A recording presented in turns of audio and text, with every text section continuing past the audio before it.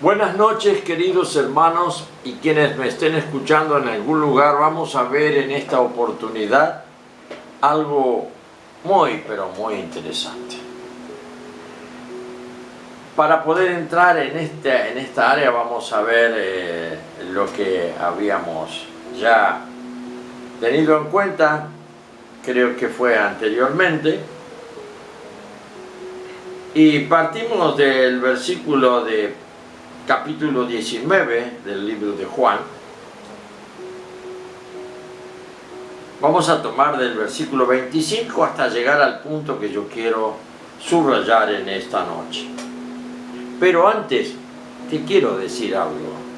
La palabra hablada solo queda completa en el oído del que la entiende. Por eso mis explicaciones son siempre tendientes a poder llevar el mensaje que se comprenda, porque yo sigo creyendo lo que dice allí en 1 Corintios 2, versículo 10, 11, 12, que como me fue dado a mí espíritu que viene de Dios, a ti también te fue dado. Y el Espíritu de Dios en mí es algo vivaz, es algo funcional, es algo intuitivo, no es razonador. No es como la mente humana que todo lo razona y lo descarta por sí o por no. El Espíritu Santo nos enseña a través de un entendimiento intuitivo, una comprensión intuitiva, por lo tanto espiritual. ¿Por qué? Porque el Espíritu Santo acomoda en nosotros lo espiritual a lo espiritual. Así que cuento con eso de tu parte, que has recibido Espíritu Santo de Dios y que puedes prescindir de todos tus razonamientos para escuchar esa voz y que esa voz llegue a tu oído, produciendo un grado de intuición que traiga convicción, conocimiento de quién es aquel del cual el mismo Jesús dijo: el Espíritu Santo va a dar testimonio de mí cuando vaya y entre en ustedes. Porque claro, los judíos le decían: tú no eres profeta, tú no eres veraz, porque das testimonio de ti mismo.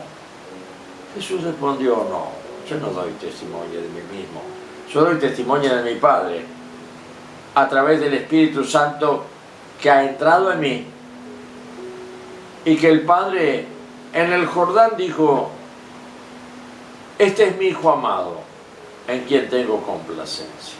Era yo, dice Jesús, era yo. Y después cuando llevó a Pedro, Santiago y Juan al monte de la transfiguración, agregó un poquitito más. Dijo: este es mi Hijo amado, en quien tengo complacencia, a él oídle. ¿Y cómo le escuchamos? Porque nuestro oído es como que se transforma en oído espiritual cuando le habla el Espíritu, y el Espíritu Santo entra por el oír, y por el oír de la palabra de Dios, que es lo que estamos considerando. Y por entrar el Espíritu Santo a nuestro espíritu, nos da conocimiento de quién es Jesús. Y allí es donde quedamos cautivados, enamorados de Él, totalmente sublimados, elevados a un estanco superior de toda nuestra capacidad humana.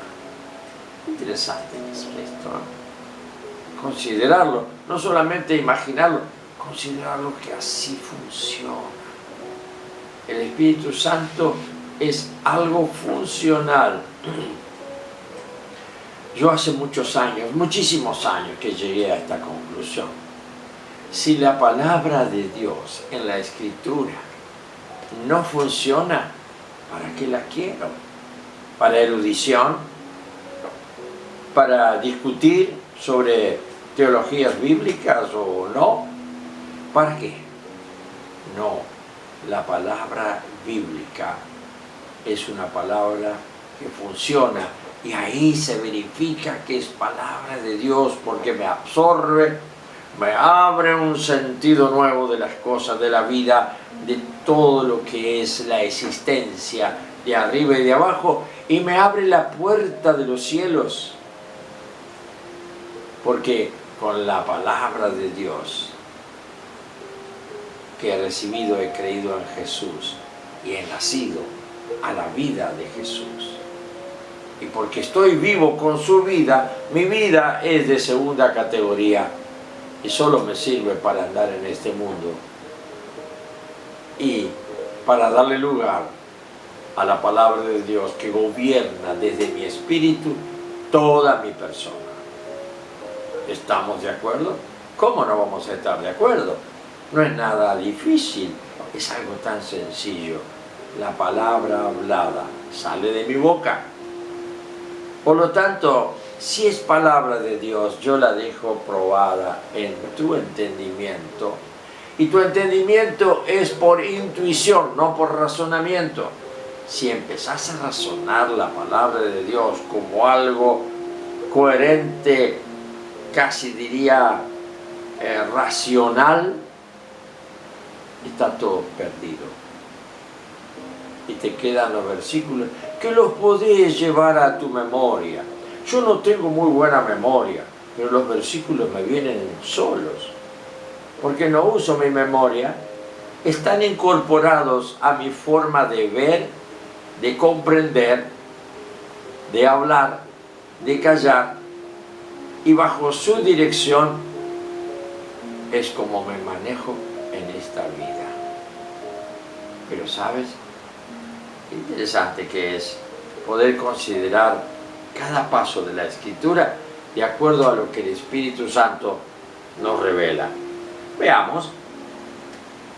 Capítulo 19, vamos a leer el versículo 25, como lo vimos el otro día, ya les dije. Estaban junto a la cruz de Jesús su madre y la hermana de su madre. También estaba María, mujer de Cleofas, y María Magdalena. Aquella de Betania, hermana de Marta y Lázaro, que eran los amigos de Jesús. Cuando vio Jesús a su madre y al discípulo a quien él amaba, que estaba presente, dijo a su madre: mujer, he ahí a tu hijo. Creo que nos habíamos adelantado en algo, que uno puede darle símbolo o sentido simbólico a una palabra cuando tiene una dirección de inteligencia y sabiduría de parte de Dios.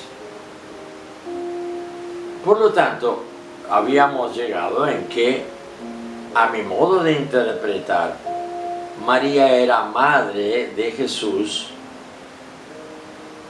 pero era una maternidad, como te lo había explicado, de prestación.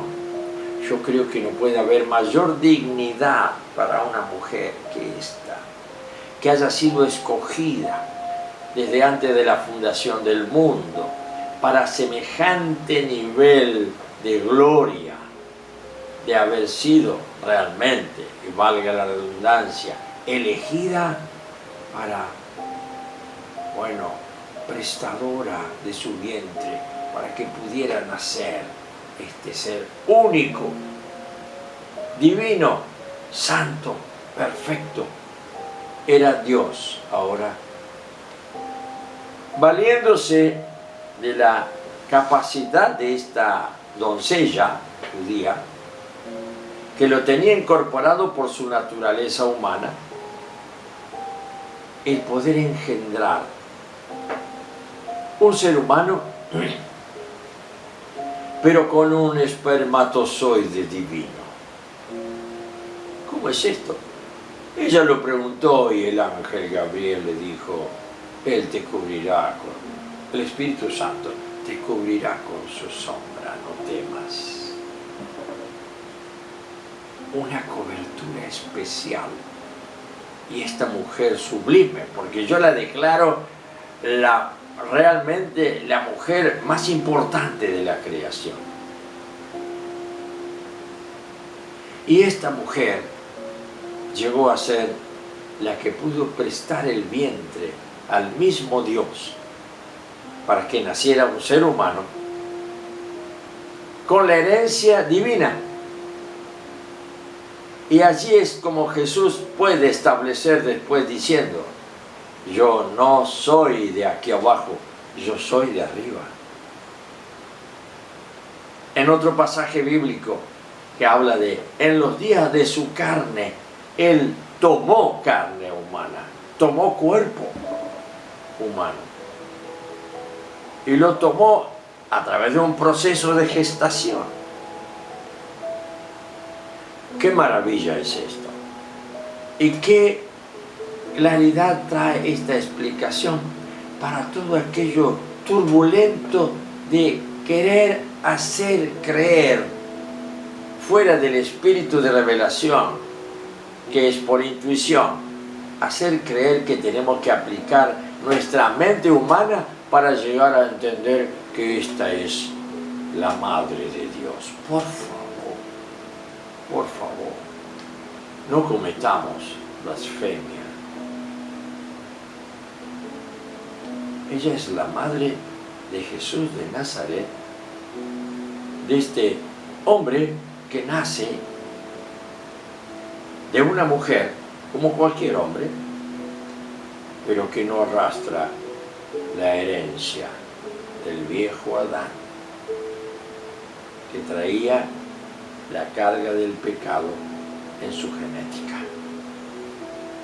Maravillosa forma que usó Dios en la persona del Padre que manejó todo esto y en la persona del Espíritu Santo que dio vitalidad al desarrollo de este hecho en lo que podríamos decir inmerso en la historia de la humanidad. Un milagro maravilloso. Pero tenía que ser cortada la genética de Adán. Si no, Jesús hubiera sido cualquier hijo de vecino y no hubiera podido pagar el pecado de todos los hombres con sangre divina. Porque, ¿sabes? Tienes que entender esto, mi querido hermano. La deuda que tenía el hombre por el pecado de Adán era una deuda a un ser divino. Y a un ser divino se le paga con ofrenda de una categoría divina. Si le debes $500 que te prestó un americano, no vayas a querer devolverle en pesos. Él quiere dólares. La deuda contra Dios, y dice un dicho, una expresión latina, dice, omnis comparatio claudicat. Toda comparación es imperfecta. Y yo acudo a una comparación de la naturaleza del americano en cuanto a su moneda. Para él es el dólar. No le vas a ir a pagar con pesos. El hombre quiso pagarle a Dios por el pecado que había cometido contra Dios, pagarle con ofrendas de animales, que corriera sangre, pagarle con lo mejor que tenía. No. La deuda era en vida divina, porque la vida está en la sangre, y tenía que ser pagada la deuda con vida divina como ofrenda. Y todos los sacrificios del Antiguo Testamento fueron ofrenda como propiciación de esta única ofrenda que vendría un día y que iba a ser derramada, no como sangre de animales, sino como sangre divina. Cuando murió Jesús, el Padre se agradó y le salió de forma natural esa expresión diciendo, y esto permítame la imaginación en palabras, saldada es la deuda, porque la sangre de mi Hijo era sangre divina. Se pagó la deuda.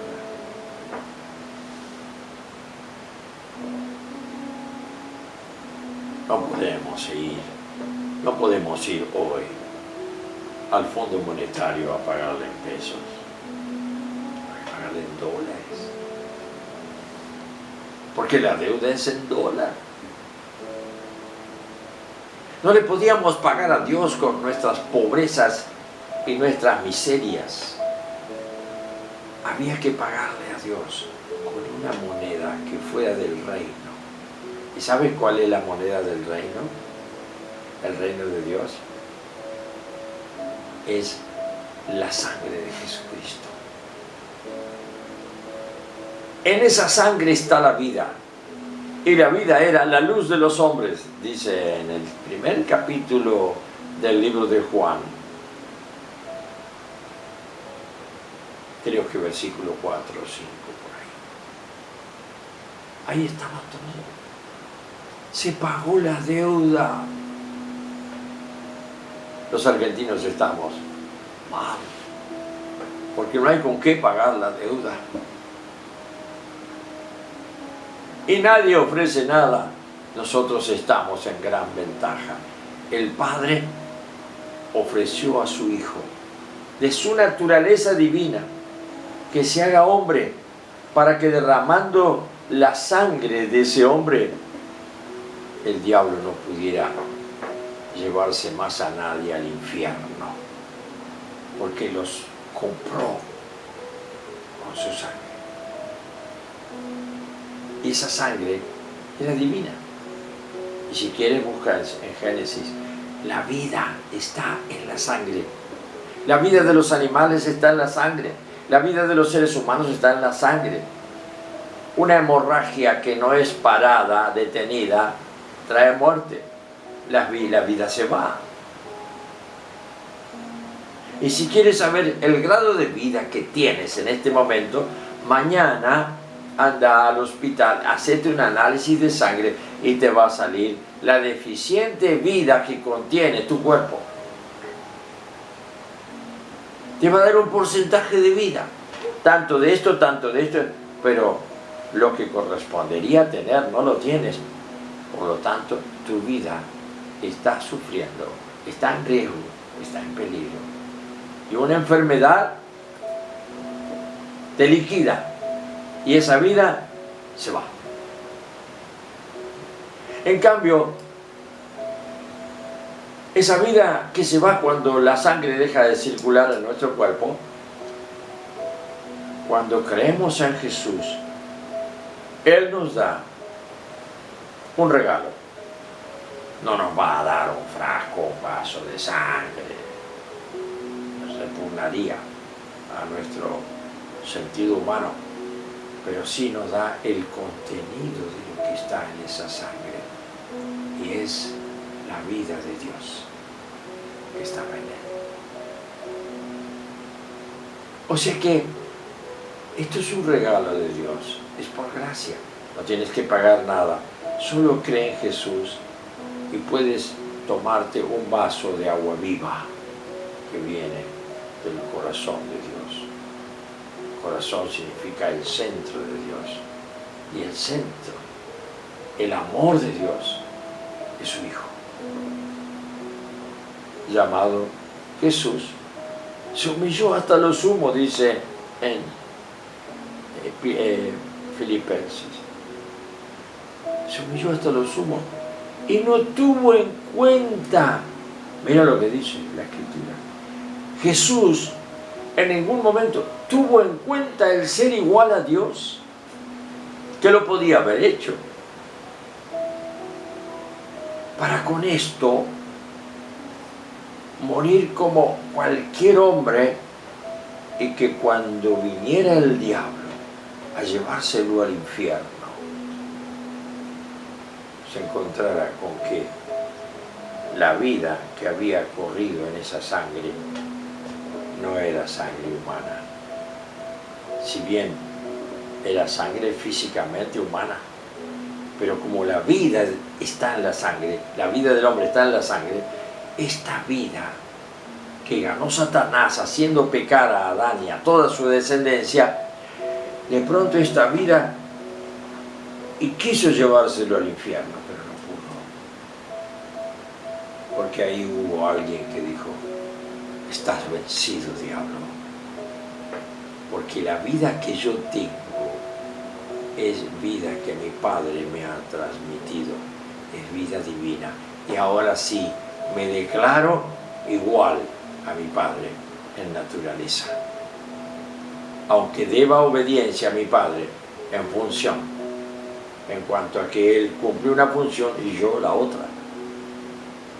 Y qué distinto que entendemos esta función, porque la función, por ejemplo, en lo humano, yo amo a mi hijo y mi hijo es inferior a mí. Dios ama a su hijo y su hijo es obediente y ama a su padre. ¿Por qué? Porque al hijo le encanta obedecer a su papá. No es como el ser humano que en él entró la rebeldía satánica. Jesús lo único que busca es agradar a su Padre. Y su Padre lo único que busca es agradar a Jesús. Y sabes, el gran regalo del Padre para llenarlo de amor infinito, y no creas que es una exageración, somos nosotros. El regalo que el Padre le da al Hijo es sorprenderlo con semejante regalo. El apóstol Pablo habla de esto diciendo: la iglesia, la esposa del Cordero, la novia ataviada para la boda, es la iglesia. Somos nosotros, todos en proceso de cambios. Caminamos de gloria en gloria, mirándole a Él como en un espejo. Somos transformados a su misma imagen por contemplarle a Él, no con el ojo de la mente, el ojo humano, el ojo de la atracción de las cosas naturales, sino allí, en ese lugar donde a ti te ha sido dado como a mí poder entrar, y es en la presencia de Dios, en el reino de Dios, ¿no? Y puedes abrir tus ojos y ver los cielos abiertos. Están abiertos para ti. ¿Qué pasa? Que nunca lo pudiste creer todavía. Pero cuando naciste y creíste en Jesús, ojos nuevos, ojos espirituales, el Señor puso en tu espíritu, y ahora puedes ver la luz espiritual que está en la otra dimensión. Mira, el apóstol Pablo habla y dice: conozco un hombre que hace 14 años fue llevado al cielo y al paraíso, no sé si el cuerpo o fuera del cuerpo, pero que vio cosas imposibles de expresar, vio cosas sublimes, celestiales, entró en una nube en donde no había ya gravedad cayéndose hacia abajo, sino que todo era sostenido por por una fuerza que es la gloria que produce gozo. Por eso tenemos una canción por allá de los años no sé cuántos. El gozo del Señor mi fortaleza es. Y Él se goza conmigo y yo me gozo con Él. Y el Padre se deleita cuando yo honro al Hijo. Y en el Hijo encuentro una unidad, veo al Padre. Si todavía no lo has podido experimentar, pide esta gloria. Porque esto tiene que ser realidad, y más en este tiempo en que todo se razona mal. Busquemos vivir allí, en ese lugar del encuentro, en donde la llama de la gloria de Dios está encendida en mi espíritu, a través de cuya luz puedo ver las cosas espirituales. Jesús todo lo veía. Por eso decía tantas cosas disparatadas a nuestra razón. Qué tremendo esto, ¿no?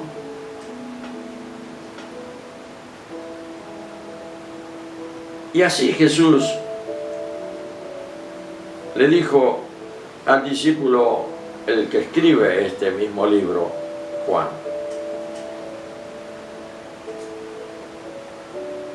hablando de María, su madre, he ahí tu madre. Y desde aquella hora el discípulo la recibió en su casa. No podemos sacar, no es coherente, no podemos sacar la multiplicación materna para cada uno de nosotros, como puede ser una teología de la religión. María no puede ser la madre de la humanidad. María fue la madre de Jesús en forma concreta, como ya lo he explicado. Grandiosa maternidad, sublime maternidad. Fue tanta la unión del Espíritu Santo con ella, que pudo recibir un esperma divino para concebir. Milagro. Ese nacimiento de Jesús se da en cada uno de nosotros. Y si nace Jesús en nosotros, nuestra vida será muy diferente. Se eleva, se levanta, y ahora empezamos a ver todas las cosas desde arriba. ¿Y qué dice la palabra? Siempre, ¿qué dice la palabra? Seremos espirituales. Y el espiritual juzga todo, pero el carnal no puede juzgar al espiritual. Por eso es que estamos en una nube y el mundo sigue en tinieblas y nosotros en una nube de gloria, llenos de luz. Vuelve al Señor esta misma noche. Arrodíllate en algún lugar que encuentres y confesale que no puedes estar más ya en tinieblas. Quieres, anhelas estar lleno de su luz para ver en forma clara la gloria de Dios que está a tu servicio, está a tu alcance, para poder, como dice la Escritura, caminar de gloria en gloria, mirándole a Él como en un espejo, siendo transformados por esta misma gloria. Que el Señor te bendiga esta noche.